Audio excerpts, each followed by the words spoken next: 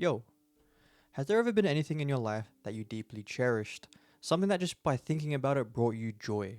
Whether the first thing that came into your mind was a person or an item, or maybe even something of sentimental value, everyone has at least one thing that they cherish, and well, for me, back in 2020, I fell in love with this little show called One Piece. If you're a fan of anime, which I'm assuming you are, then you fucking know One Piece.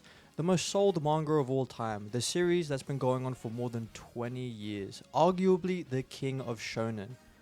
And for all those reasons, I was never actually going to make a video on One Piece, as this series is everywhere. I didn't think I had anything to add, and I don't. However, what I do have is a story. A story of how I fell out of love with One Piece and how one particular episode brought back that love. So I guess I should just go back to the beginning all the way to 2020. It's honestly crazy to me that I've been following this series for almost 5 years, and even though that might not be much to some, that's a whopping quarter of my life that has had One Piece involved in it. But anyways, One Piece was one of the first shows I watched in my so-called golden age of anime, which was 2020 to 2021. This was the period I watched the most anime, and I fell in love instantly. The world was so vast and beautiful, despite characters not having been seen for hundreds of episodes, you feel like time had actually progressed when you eventually did see them again. The world felt alive, and the characters, the Straw Hats, the people they encountered, they were all amazing, and of course, the emotion. This show was able to capture the emotional moments perfectly. All it took was Arlong Park and that one scene. If you've watched One Piece, I'm sure it popped up into your head without me having said what I was talking about, because One Piece was brilliant at capturing emotion and making it stick with you. It took me no less than 4 months to catch up to the show, and yes, I'm not joking, 4 months. I think it had around 970 episodes at the time. It got even better as my friend group also got into One Piece and we would just talk about it for hours. Our thoughts on it, our favorite arcs, our favorite characters. It's absurd to think about, but me and my friend group, every break during school, would just talk about One Piece for a whole year. How did we not get bored talking about it for a whole year? I have no clue, but that's how passionate everyone was about the show. Now you must be thinking, what happened? What was the thing that made me fall out of love despite how passionate I was about it? Well, before I get into that, I should mention that at the time I despised spoilers. I absolutely hated getting spoiled, and depending on how much I liked the show, that feeling was even more present. Now that brings me to my friend group. There was this one friend, I'm sure you know what I mean. Everyone has that one friend. He also loved One Piece, but my god, he was public enemy number one. He would go out of his way to spoil the show for everyone. Lucky for me, I didn't have that problem, as I was one of the first people to catch up to One Piece in my friend group. But then, he got into the manga. This friend broke me. I tried so hard to avoid him when it came to One Piece, but being in such a small environment made it physically impossible. I thought I could solve the problem by also getting into the manga and also just because I wanted to see what would happen next. But this guy was so diligent in spoiling One Piece for everyone, he'd read the leaks and talk about them. After a couple months of pushing back, trying to get this to stop, suddenly a flip just switched. I stopped caring. Whenever he'd talk about the spoilers, the things I used to hate hearing, all of a sudden I just felt nothing. In fact, everything about One Piece just stopped being important to me. The thing that used to give me so much joy suddenly had no meaning. Despite not loving the series anymore, I never hated it. I still recognize it as one of the best anime ever. It's just that the thought of One Piece, talking about One Piece, I just mentally checked out.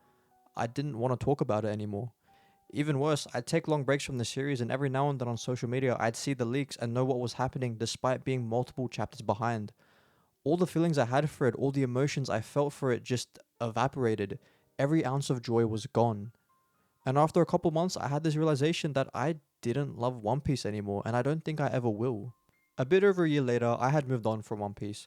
All my friends rarely spoke about it, and when someone brought it up, no one really wanted to continue the conversation.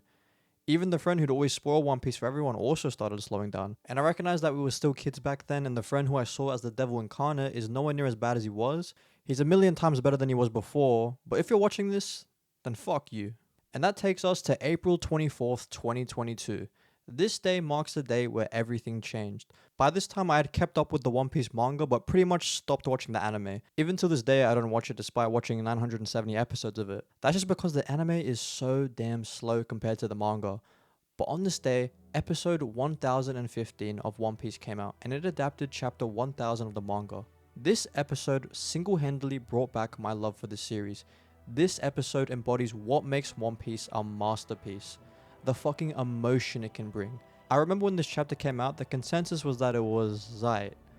But the anime took it to a whole nother level. The animation was legendary.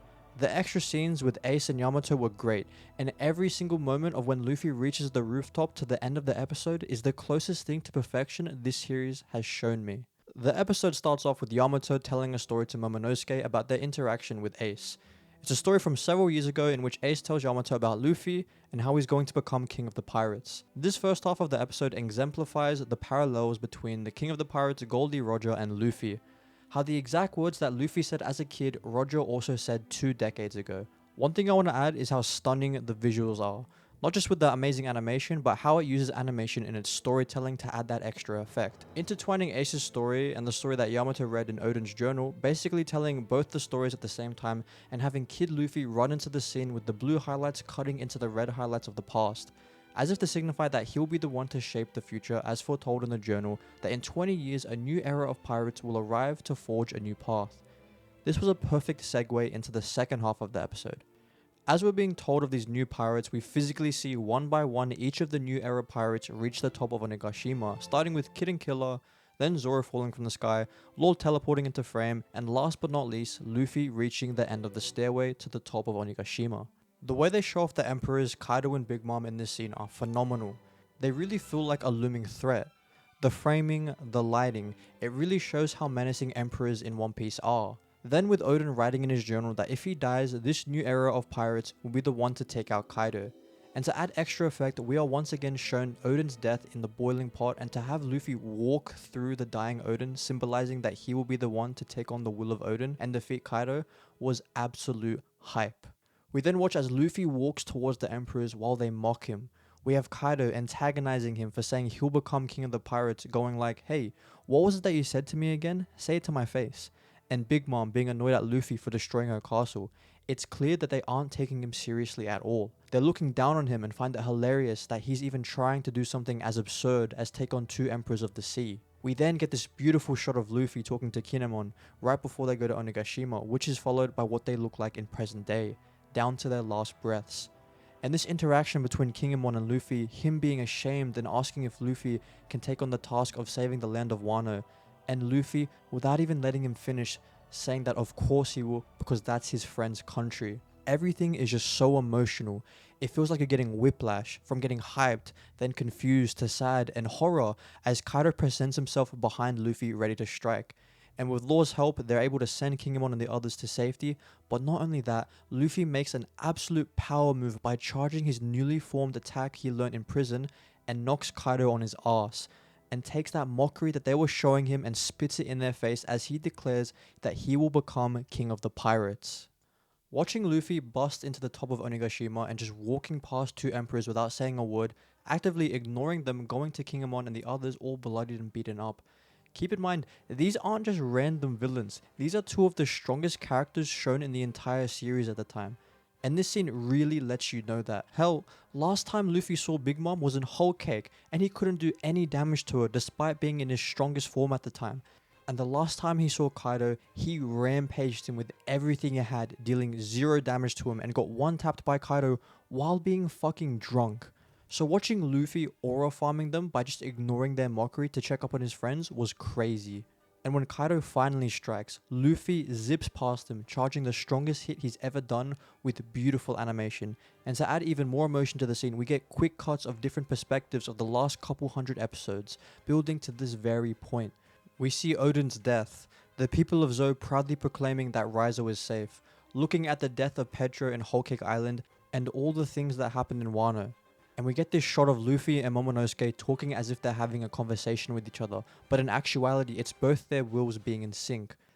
We have been watching Luffy's journey in the new world slowly reaching closer and closer to his confrontation with Kaido ever since Punk Hazard. So to be reminded of how far he's come since then and watch him do the unthinkable, punch Kaido so hard with his new attack Red Rock and knock him off his feet, and with both the Emperors in utter shock proudly proclaim to both of them that he will become King of the Pirates. This entire scene, with everything playing out, I could feel a fire slowly lighting inside of me. With each second that passed, that fire grew bigger and bigger. And despite knowing what was going to happen due to my prior knowledge of the manga, I was still left in utter shock. Even now, after rewatching this episode for this video, I was left with goosebumps and butterflies in my stomach with how captivating this episode is. So much time had passed since One Piece made me feel like this. It gave me something I never thought I'd feel from the series ever again. Pure joy. And from that point forward, my love for the series had returned. Every time One Piece is mentioned, I get so excited to talk about it.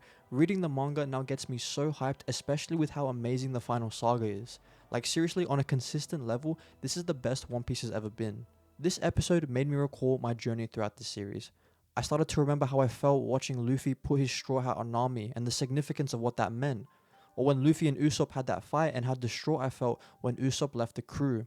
Or the infamous I Wanna Live scene with Luffy forcing Robin to be truthful for once about what she wants. And the war arc and Dressrosa and Whole Cake, all these emotions I had forgotten about had come back as if they had never left. This is why I love One Piece. It's able to make such amazing moments with incredible payoff. I've heard Luffy say he'll become king of the pirates, and I always found it cool, but I recognized that he had a long way to go. But this was the first time I had zero doubt that he was going to make his dream a reality. The weight behind those words was exactly what I needed to remind me how amazing this series is and a perfect end to an already perfect episode. Here's my advice to you. If there was something that you fell out of love of, and it was related to an exterior circumstance completely separate from the thing you loved, then try and find that one piece that'll reignite that love. No pun intended. Because if it was something precious enough to have meaning to you, then surely you'll find it again. And with me, all it took was one single well-crafted episode to remind me why I fell in love with One Piece in the first place. Hey guys, thanks for watching. This was probably my most personal video on this channel, so if you like this style of content, then give this video a like, and maybe I'll make more. And if you're new here, don't forget to subscribe. That'd be really appreciated, and yeah, that's all I have to say.